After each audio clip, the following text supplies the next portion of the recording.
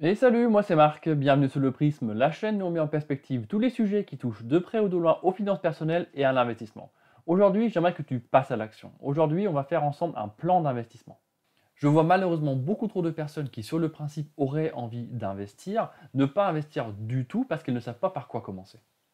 L'investissement, il faut dire ce qui est, hein, c'est quand même pas quelque chose de très simple. Il y a quand même beaucoup de notions complexes à comprendre dans chaque domaine, que ce soit dans les actions, que ce soit dans l'immobilier, que ce soit dans la crypto-monnaie, peu importe.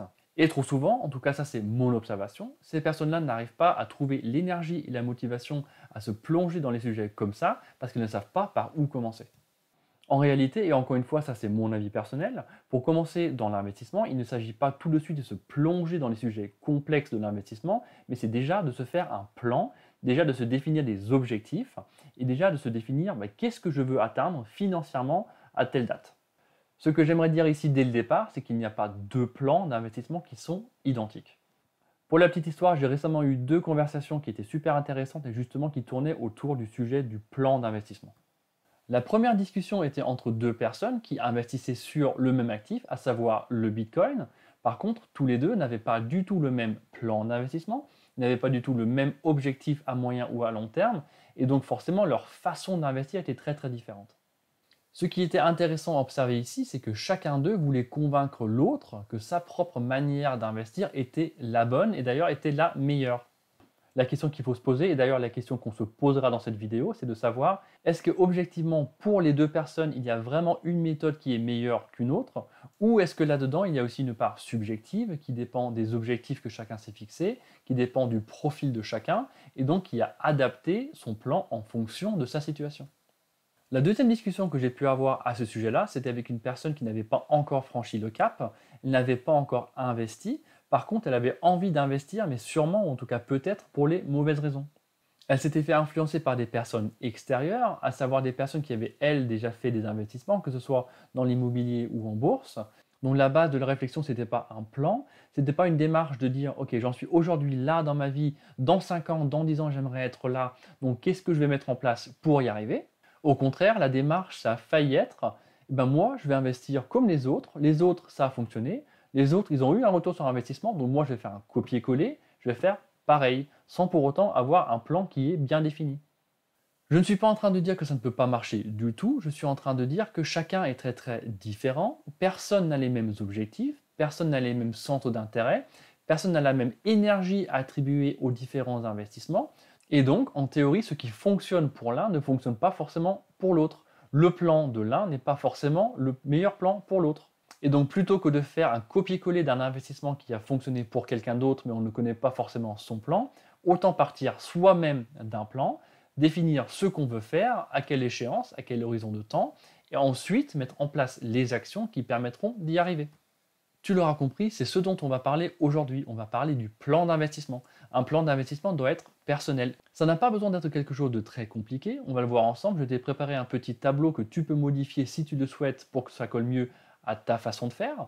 L'idée, c'est vraiment que tu te poses, que tu définisses ton plan et pour que derrière, de manière structurée, tu puisses évaluer les investissements que tu veux faire pour atteindre tes objectifs financiers. Comme d'habitude, tu le sais à présent, il n'y a aucun conseil en investissement. L'idée, c'est vraiment de prendre un petit peu de recul, de se poser les bonnes questions et de te donner quelques billes qui te permettront de faire ton plan d'investissement. Je vais petit à petit t'afficher un tableau qui contient pas mal d'éléments, mais qui te permettront de te poser les bonnes questions pour faire ton plan.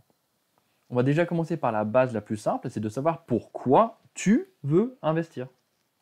Quelle est pour toi la raison d'investir? Je te parlais à l'instant de mon amie qui disait qu'elle voulait investir parce que tout le monde le faisait, mais ça pour moi, ce n'est pas une raison qui est assez spécifique pour pouvoir se faire un plan d'action. Ensuite, la deuxième question qui se pose, c'est pour qui tu investis? Est-ce que tu investis pour toi? Est-ce que tu investis pour tes enfants? Est-ce que tu investis pour ta famille? Voilà, pour qui tu investis. Ensuite, il faut se poser la question de quand est-ce que tu espères profiter de ton retour sur investissement. Est-ce que c'est au court terme? Est-ce que c'est au moyen terme? Est-ce que c'est au long terme? Forcément, tôt ou tard, il faut aussi poser un objectif chiffré. Donc ici, quel est ton objectif chiffré que tu aimerais atteindre? Ensuite, on va se poser la question dans quel actif on aimerait investir. Ensuite, on va se poser la question de la planification des investissements. Est-ce que c'est du one-shot? Est-ce que c'est toutes les semaines? Est-ce que c'est tous les mois? Mais concrètement, comment est-ce que tu vas effectuer tes investissements? On va évidemment aussi se poser la question des risques. Ensuite, on va aussi parler des conséquences d'un échec de l'investissement. Donc, qu'est-ce qui se passe si je n'arrive pas à arriver au bout de mon plan? Et pour finir, on va aussi parler du niveau d'activité qui est nécessaire dans ton plan d'investissement. Est-ce que c'est quelque chose de passif ou est-ce que c'est quelque chose que tu dois suivre tous les jours? Ce que je veux mettre en évidence ici, c'est qu'on a tous nos vies, on a tous des situations personnelles qui sont différentes et on a tous des objectifs aussi qui sont différents. À partir du moment où on a des objectifs qui sont différents, ben on a forcément aussi des plans qui sont différents, ce qui explique que parfois on peut investir dans la même chose, mais pas de la même manière, en tout cas pas avec les mêmes philosophies. L'idée, c'est vraiment que tu te fasses ton plan d'investissement avec tes objectifs par rapport à ta situation personnelle, et ton plan d'investissement sera forcément différent de celui du voisin. On va commencer par un premier exemple où ce sont deux parents qui aimeraient placer leur argent pour garantir que leurs enfants puissent faire des études quand ils auront 18 ans. Déjà, premier constat, c'est qu'ils n'investissent pas pour eux-mêmes, mais bien pour leurs enfants. On va dire dans cet exemple que les enfants sont encore jeunes et qu'ils vont commencer leurs études dans 15 ans.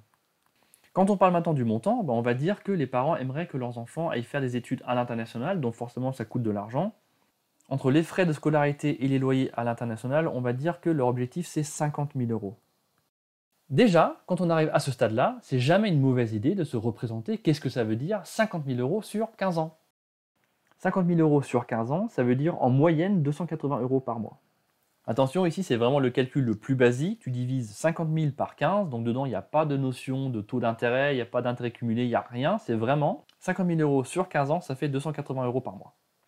Ça permet de dimensionner un petit peu tout ça et de donner une notion qui est beaucoup plus concrète.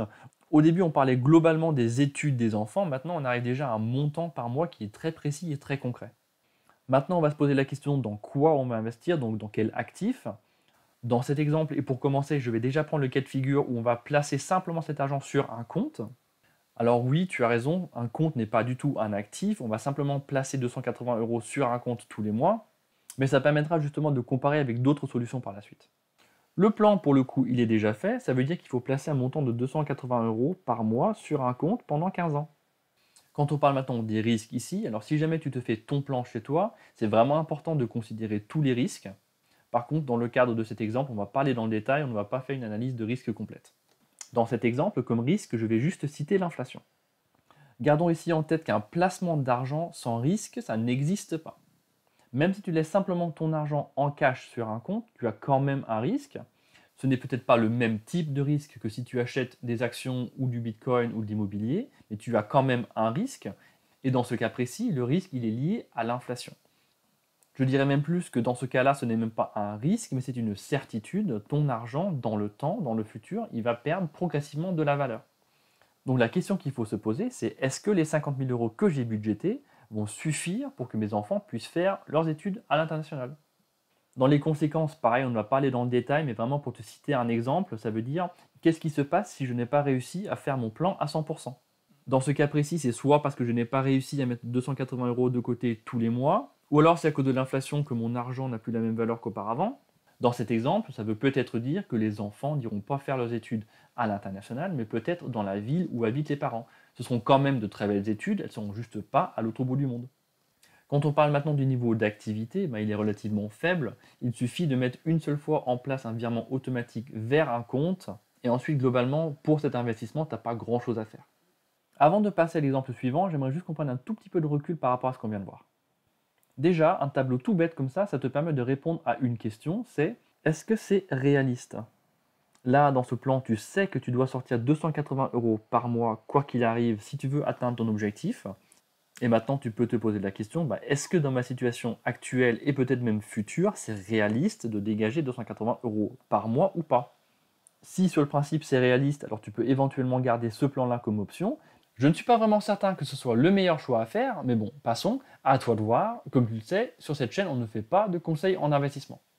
Mais si tu vois dès le départ que c'est complètement irréaliste, ça veut aussi dire qu'il va falloir chercher une autre solution et donc changer de plan. Ensuite, quand on réfléchit dans son plan au risque, ça permet de se conditionner. En d'autres termes, on essaye de se préparer à l'avance aussi bien que possible à certaines éventualités, parce que soit ça permet de ne pas paniquer s'il y a quelque chose qui se produit parce qu'on l'avait déjà prévu, ou alors on a peut-être même déjà préparé un plan B si jamais cela devait se produire. Et c'est un petit peu pareil aussi pour le niveau d'activité, ça permet de se conditionner. Ça veut dire aussi se poser la question, Compte tenu de mon rythme de vie, compte tenu de mon énergie et compte tenu de mon temps que j'ai disponible, est-ce que ce plan d'investissement il est compatible avec ma situation? Pour le deuxième exemple, on va reprendre exactement le même cas de figure. C'est toujours pour financer les études des enfants. Ils vont toujours commencer leurs études dans 15 ans. Dans le premier cas, on a vu qu'il fallait en théorie mettre 280 € par mois de côté pendant 15 ans. Et ça, malheureusement, dans la situation personnelle des parents, c'était pas possible, c'était pas réaliste. Dans cet exemple, on va dire qu'ils peuvent mettre 100 € par mois de côté. Pour autant, l'objectif final, il reste quand même un petit peu pareil, parce que les études vont toujours coûter 50 000 €. Maintenant, on va justement se poser la question de l'actif. Avant, on avait juste bêtement mis de l'argent sur un compte, et maintenant, on va plutôt se poser la question dans quoi on va investir qui va nous rapporter un retour sur investissement.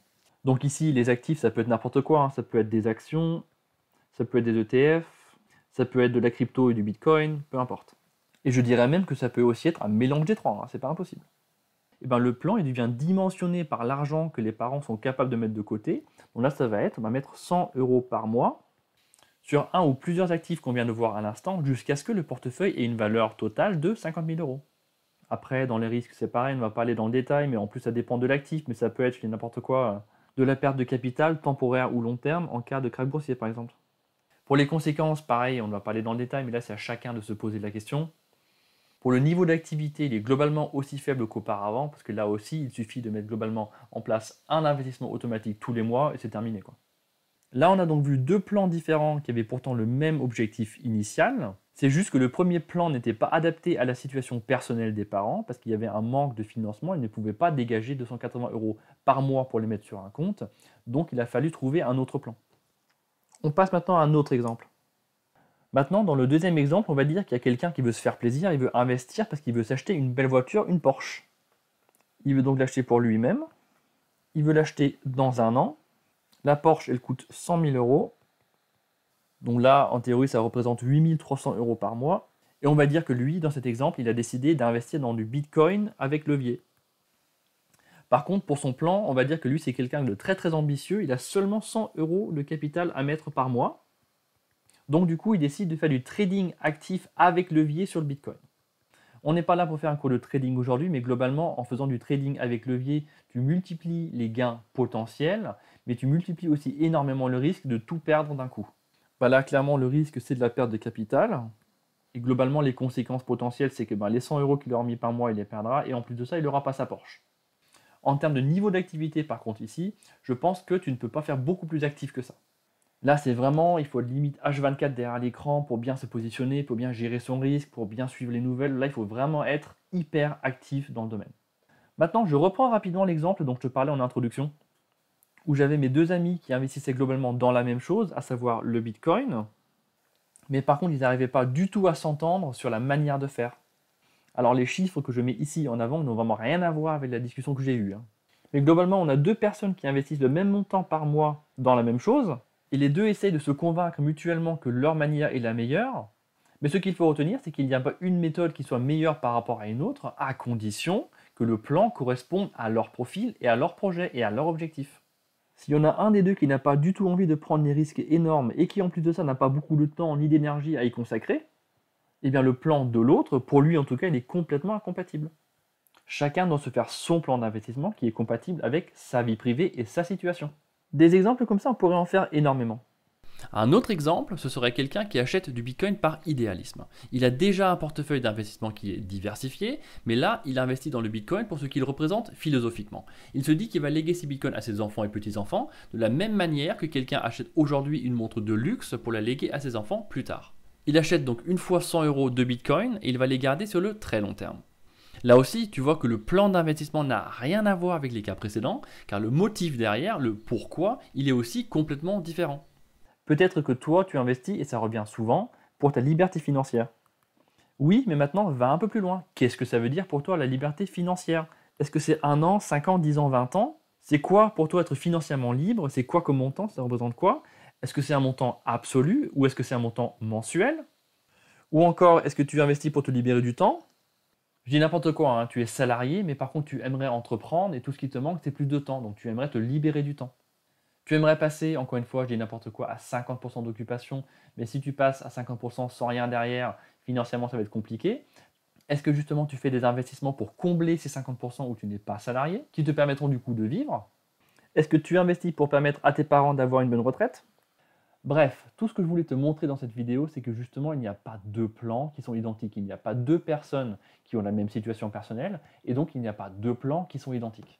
Ça, c'est vraiment mon observation personnelle, et ça m'intéressait d'avoir ton avis là-dessus, mais j'ai malheureusement vu beaucoup trop de personnes ne pas investir du tout parce qu'elles pensent ne pas savoir dans quoi investir.